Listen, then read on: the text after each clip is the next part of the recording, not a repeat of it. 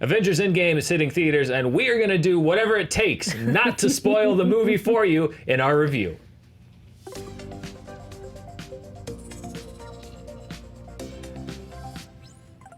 Hello, I'm Dan Murrell. And I'm Roth Cornet. Whatever it takes, Dan. Whatever it takes. It is, every story has an end, and this is one. And that's about as specific as we're going to get in this review, because we really, really, really do want to be careful about the spoilers. However, we're going to give you our thoughts on the movie, and then we will be back the weekend that the film opens with a deep dive spoiler review.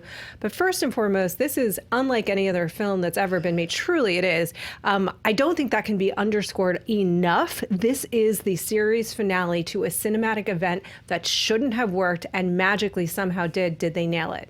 I cannot imagine a better way for them to have done this. Me neither.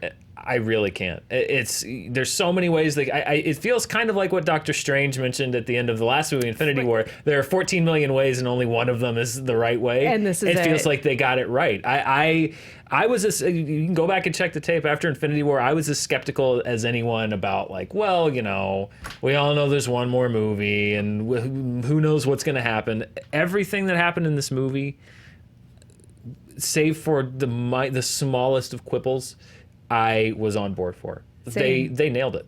They absolutely did. And it's really kind of a miracle when you think about Iron Man and what that movie was in 2008, and how everyone thought this doesn't make sense. No one knows this character. Downey was not in a great place in his career at that point. It really was the underdog kid, and it launched something that I think that we really will be talking about for decades to come in the Marvel Cinematic Universe. And I know that sounds hyperbolic, but I genuinely mean it. And I think that the reason that we will be talking about it for decades to come is I loved Infinity War. I thought it was great. Mm-hmm. It was exactly what that movie needed to be. It was Thanos' arc, but it was also set up. Yeah. It was a lot of setup, but it was set up for this film, which is the emotionally resonant conclusion to these characters that we have loved for so long. And this iteration of the story, it doesn't mean there won't be more Marvel movies, but this is an arc that did start with Iron Man, and somehow, by hook or by crook, though there were offshoots here and there in the midst of it, they did bring it all the way home so beautifully. So that when there was the inevitable resolution to this or that story thread in the film, even though it felt like it didn't feel predictive in a bad way, it felt like that is exactly right. That's how that needed to go. Yeah, that's what I think hits so much and the Russo brothers. I mean, hats off to the Russo brothers. And the writers, and Kevin Feige. Marcus and McFeely, the writers, yeah. The team behind it. But the Russo brothers were given so much heavy lifting to do, and that each one of their movies, Winter Soldier, Civil War, Infinity War, this one, all have, they're the crux points for the Marvel Cinematic Universe. Almost everything turned around those movies.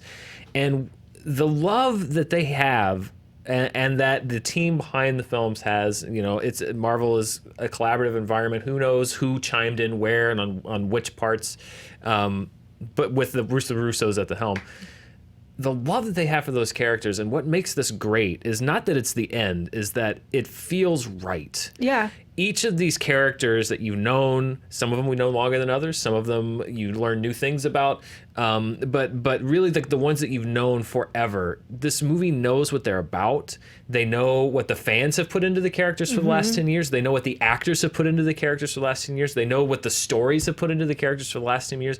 They know what thematically what these characters are about, what their arc is. And they are about something. And sometimes you don't even know what the movie's doing until it does something, and you're like, that's perfect. That is that character. Yeah. And that's what makes it satisfying. It's not that it's big and epic, which it is. Oh my God.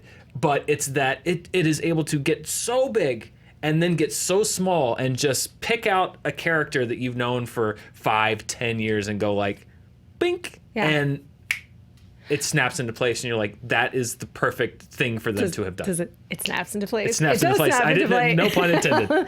I think that's exactly right, and I think it's also really remarkable to me. You made a point that they understand what the fans have put in, but they understand it so well that they can both play in and against that. They can take a character that that you even think you know how you feel about this character.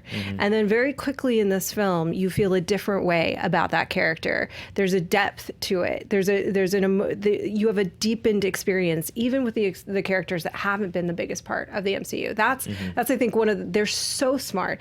And the script is so clever in terms of how it plays with all of the tools that it plays with, which is all I'll say about that. We'll get into what that is when we do the spoiler review. But it's so well written and so smart, and it to your point, it adheres so faithfully to the logic of these characters and who they are as human beings and what they need as human beings.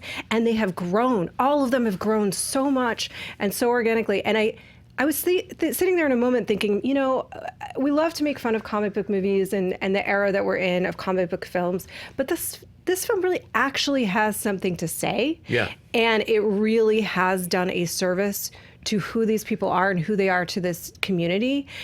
I think that I don't think that we could or should dismiss what this genre is in kind of the cinematic way. And I know, again, this sounds really hyperblown.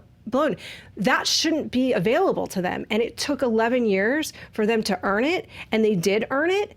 And they paid it off. They didn't disappoint themselves. They didn't disappoint these characters. And they didn't disappoint us. They take every cent of capital that these movies have earned over the last 11 years and they spend it in the best, most economic way you could possibly imagine. And I know people say, don't hype it too much. It's really good movie. Really good. And the term fan service gets thrown around often by myself as a negative, like, that's just fan service. Well, I think the reason that gets thrown around as a negative is because fan service is often done out of a place of cynicism. It's done out of a place as a shortcut, as a way to get you to connect to something without doing the hard work. This movie is 100% fan service, but it's the right kind of fan service because it's done out of a place of love. It's basically Marvel and the Russos and the cast and everyone involved in this movie saying, you have been with us for 10, 11 years now. This is your reward. Yeah. This is what you've been waiting for. You earned it too. You earned it too. You paid your money. You've come to see these movies. You're the reason that we've seen these movies, and so we are going to do our damnedest to give you everything you want, but not in a way that seems cheap or unearned, but in a way that pays off the investment that people have put into these movies for so long. This is fan service done right because it is an actual reward for the fans, not a shortcut to say, like, I'm struggling to figure out a way for you to connect with this, so I'm just going to throw in a familiar face. Well, I think fan service, when it's ill used, is sort of like a wink, like a tip of the hat and a little wink, and it kind of throws you out of the world, right? And that's when I don't like it, because I want to be immersed in the world when I'm watching a movie, and I don't really like anything that throws me out of it. So, but I think in service of the fans, like, you can feel, I think you're right, with James Gunn with Guardians of the Galaxy, for example, you could feel how much he loved Rocket and Groot, and that's what brought them to life on screen. These characters are so beloved by every single person that was involved in this film, and when they are in service of that and in service of those of you out there and us here who have made it possible and also love them and don't want them to be betrayed, that is when it is actually in service of, rather than sort of like winking at. And that's what this movie does. Some people might ask, there's a question people might have for us, Dan, and we'll talk about it now. Okay. Did we cry? And the answer is yes. And both of us were embarrassed that the other one might see. I was welling up a little bit. Me too. And so I was like, I'm not going to let these people see me cry at this Marvel movie. So I'm just going to hide it, and it's not going to happen. I specifically thought, I'm not going to let Dan see me cry at this Marvel movie. And I'm going to look to the side and pretend I have an itch in my eye, and it was a few different times, and I was in resistance to it, and damn it, it got me anyway. I am not an easy cry to get. No, I do not cry at the drop of a hat, but I am a fan of these films. I 7 years ago when the first Avengers movie came out, I did in my living room. This was 5 months before I started working with Screen Junkies. I did a marathon in my living room. We watched all the Marvel movies, all 5 of them, in a row, and then went to see Avengers in the theater. And going back to Iron Man in 2008, I was in the theaters for that one too. So I am a critic, but I am also a fan of these movies.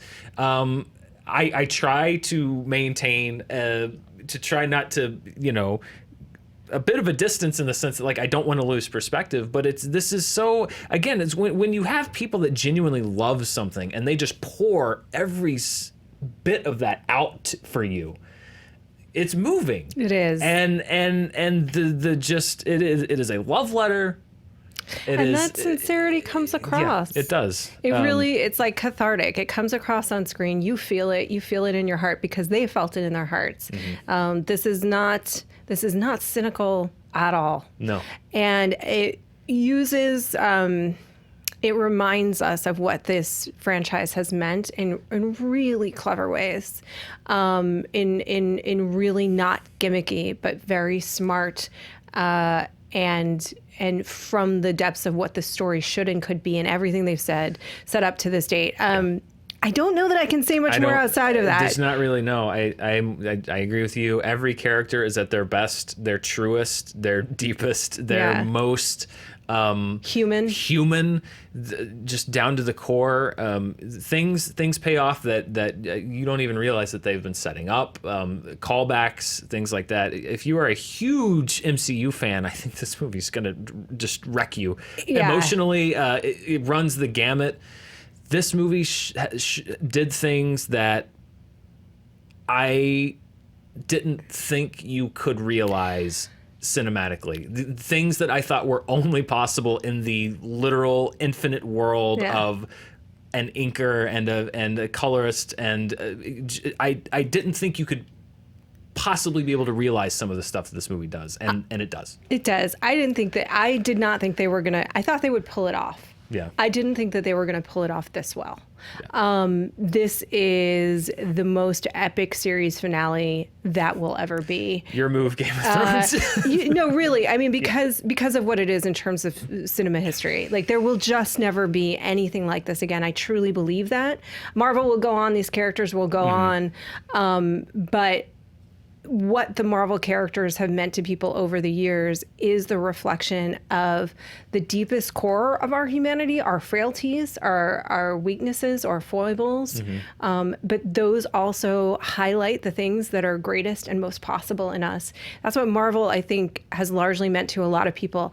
And this movie captures that in this stunning moment of time, this beautifully written script, this beautifully acted script, beautifully directed by the Russos. You're right, the Russos brought a depth to this franchise. That's it. Go see the movie, and then we will be here to talk about it in a real way. What's going to be longer, Endgame or our spoiler review about Endgame? It's going to be long. Strap in. It's going to be super long because there's 40,000 things that I want to say and talk about right now that I can't. Yeah. And by the way, credit to Disney, because there's some things in this movie they could have put in a trailer that would have put the hype meter off the effing charts that they didn't allow people to discover that. And if you know these things, if you've heard about these things, don't spoil it. Let people discover this movie. Let people find out what this movie has going for it, because there's so much going on. So yeah, don't go in as fresh as you possibly can. There was some people behind me talking about some of the leaks, and before the movie started, and I just said, please stop. Don't. Yeah, exactly. Go see it for yourself. Enjoy the movie. It is really, really, really, really good. I just can't recommend it enough, and I'm sort of in awe that it even exists. And I try not to be hyperbolic. Yeah, me too. I don't want to overhype something for people, but get psyched when you find something superlative. Yeah, it's hard to. We don't do grades, but it's an A+ for me. It's like I said, execution. I don't know how it could have been executed better. Yeah. So, yeah. All right, that's it from us. We will be back with a spoiler review the week that Endgame opens, which is this week. So it'll be this weekend. It all blurs. We were in the movie for so long. I don't know how. I don't know what day are we is on? it. Yeah, exactly. Is it open now? We will see you soon.